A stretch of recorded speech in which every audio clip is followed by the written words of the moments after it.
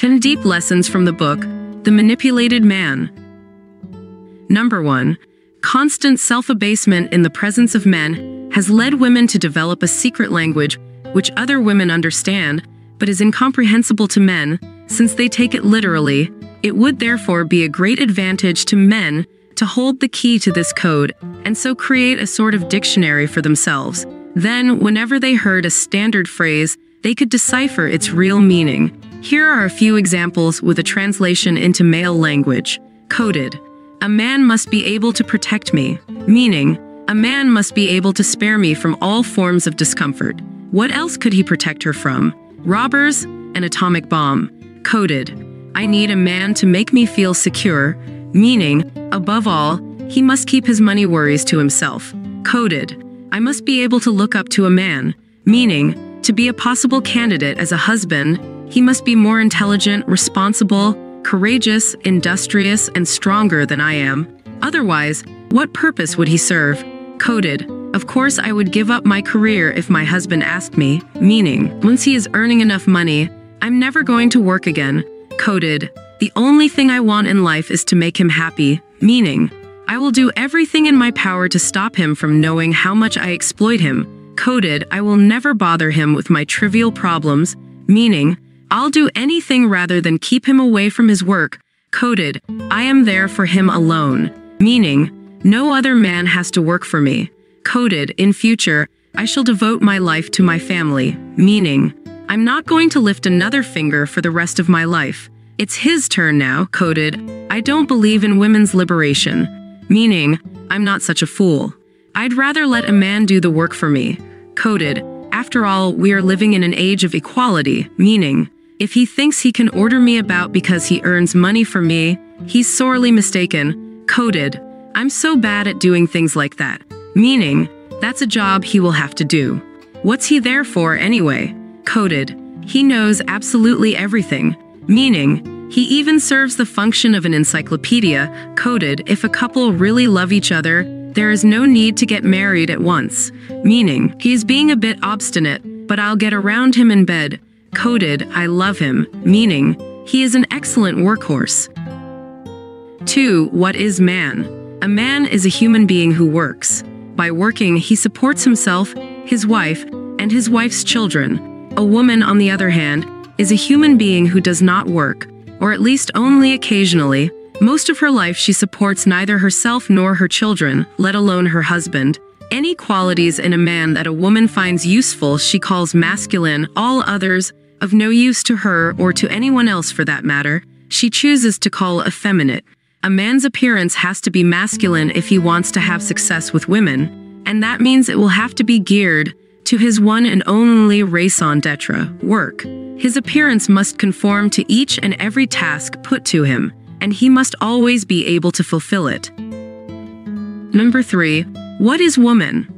A woman, as we have already said, is, in contrast to a man, a human being who does not work. One might leave it at that, for there isn't much more to say about her. Were the basic concept of human being not so general and inexact in embracing both man and woman?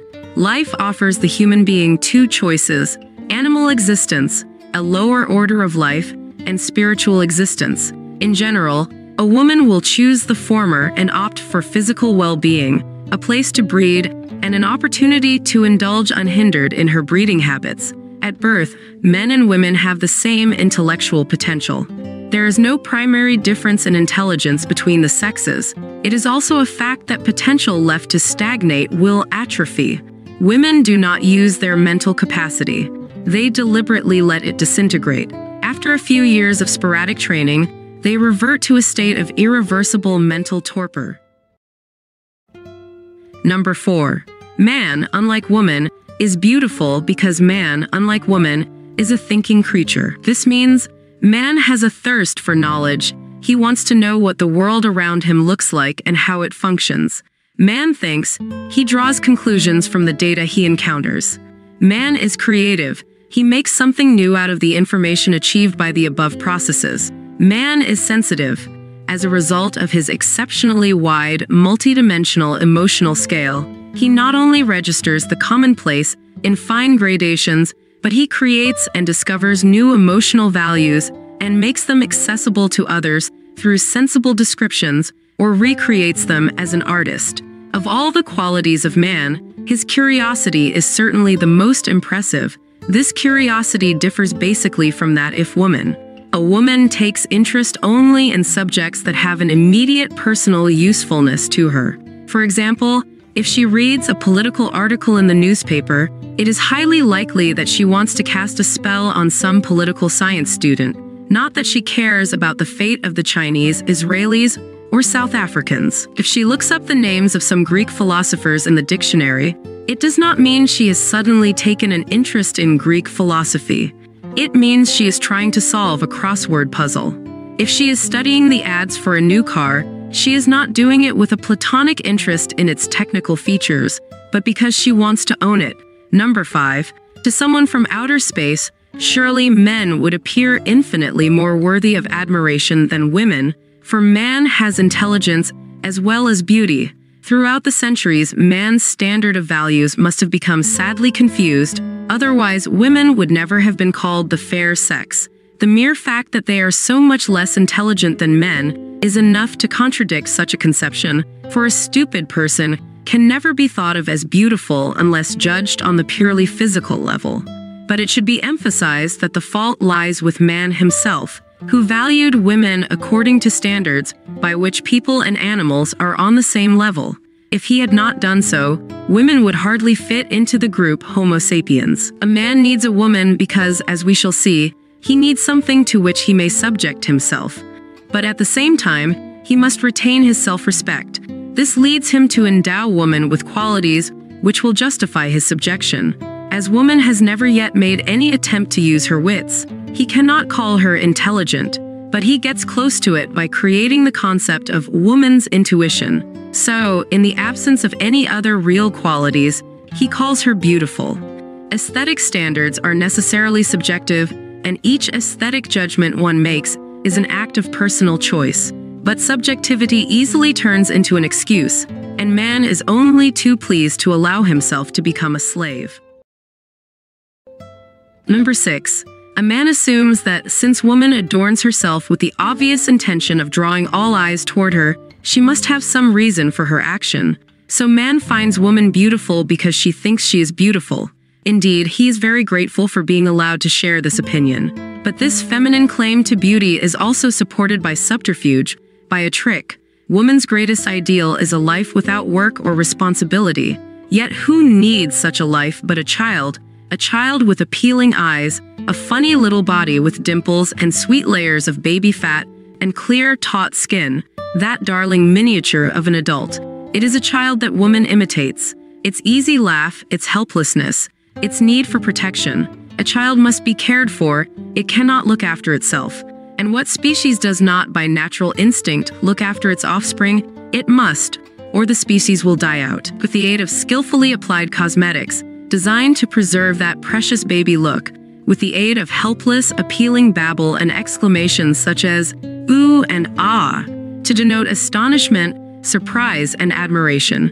With inane little bursts of conversation, women have preserved this baby look for as long as possible so as to make the world continue to believe in the darling, sweet little girl she once was, and relies on the protective instinct in man to make him take care of her.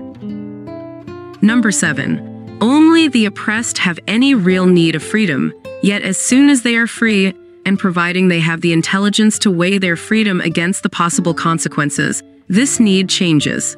The former longing for freedom reverts to a sense of fear, accompanied by an intense longing to be tied and secure. In the first years of life, man is never free.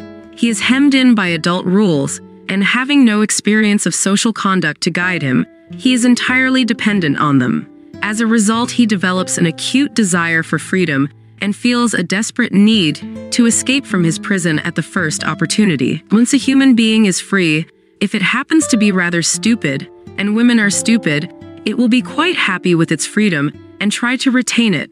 As the unintelligent human being is incapable of abstract thought, it will never feel the need to leave its familiar terrain, and consequently, will never fear that its very existence might be threatened. It is not afraid of death because it cannot imagine it. There is no need to find a meaning or reason for life. Its desires are fulfilled in its own personal comforts, and these provide reason enough for living. Even the need for religion is comparatively unknown to a person of low intelligence, and if it does arise, it is very easily satisfied. A stupid person has an infinite capacity for self-adoration. If a woman chooses to believe in God, it is for one reason only. She wants to go to heaven. And what, after all, is the dear Lord but yet another man who will arrange things for her? The situation of the intelligent person, i.e. a man, is very different. At first, he welcomes his newfound freedom with a sense of relief, drunk with the vision and perspective of life before him. But the moment he puts this freedom to the test, that is, as soon as he wants to commit a given act, which might send him in a given direction, he gets scared. Since he is capable of abstract thought, he knows that each of his acts has a series of possible consequences, not all of which can be predicted.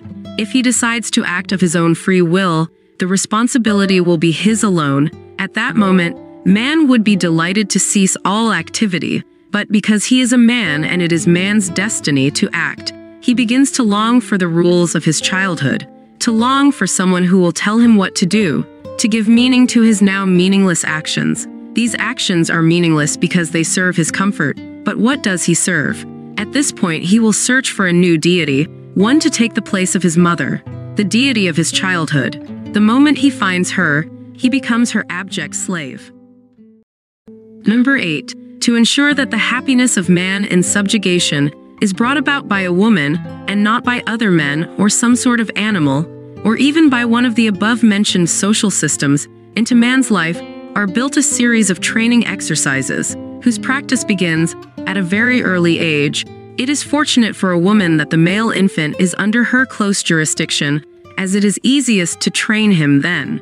And by the natural process of selection, the very women who are best suited to training men are the ones who reproduce themselves. The others are incapable of reproducing themselves. Number 9. A critical man might well say that women have no self-respect. If they had, they would never admit the incredible extent of their ignorance as happily as they do. How easily man forgets that his own standards of honor, pride, and dignity are all instilled in him by women, and that the very masculinity of which he is so proud is but a sign of successful manipulation. No credit goes to him at all. Any psychology textbook will tell us that a child's ability to achieve something is best enhanced by giving that child self-confidence. This, however, is not something he can acquire by himself. He is born into a society on which he is dependent for everything, a society in which his own powers are insufficient to get what he wants unaided. So, as a woman's first interest lies in creating an adult capable not only of providing for himself, but for others as well, it is of utmost importance to instill self-confidence in this youth. She starts by minimizing the dangers of life, insofar as she herself is aware of them. She closes his eyes to the possibility of death, or promises him eternal life as a reward for being good. Good, that is, by her standards. She tries as hard as she can to give him a sense of imbecile optimism that will best prepare him for her manipulation and for life in general. Number 10. His strong sexual drive, his brilliant mind, and his need for a system that will help him bear those responsibilities recognized by his intelligence have enabled women to make effective use of certain institutions that properly belong to the past. Institutions like the church, the many nonconformist sects, and other religious communities. She cold-bloodedly uses them to help with the manipulation of her children. She exploits their armies of clergymen and other functionaries as a kind of military police force designed to protect women's interests even after her children are grown up. Hence, it is advantageous to women, as we have already noted, to be neither religious nor superstitious, unless a boy's manipulation has been exceptionally successful. As in the case of those who decide to become priests, men are equally unlikely to believe in the dogma of their church. But if its teachings are inculcated at a very early age, they do help to provide certain archetypes and a useful basis for the standards of good and evil. These are standards which have no rational roots, but are part of men's subconscious, and are therefore ineradicable. Essentially, these standards are always the standards of women. Any religious system must be based on manipulation, since it consists of a series of rules and taboos, with a catalog of penalties for trespass against those rules. These trespasses are called sins. The penalties for them are never imposed in reality, for faith in some kind of superconsciousness is a system without real foundation.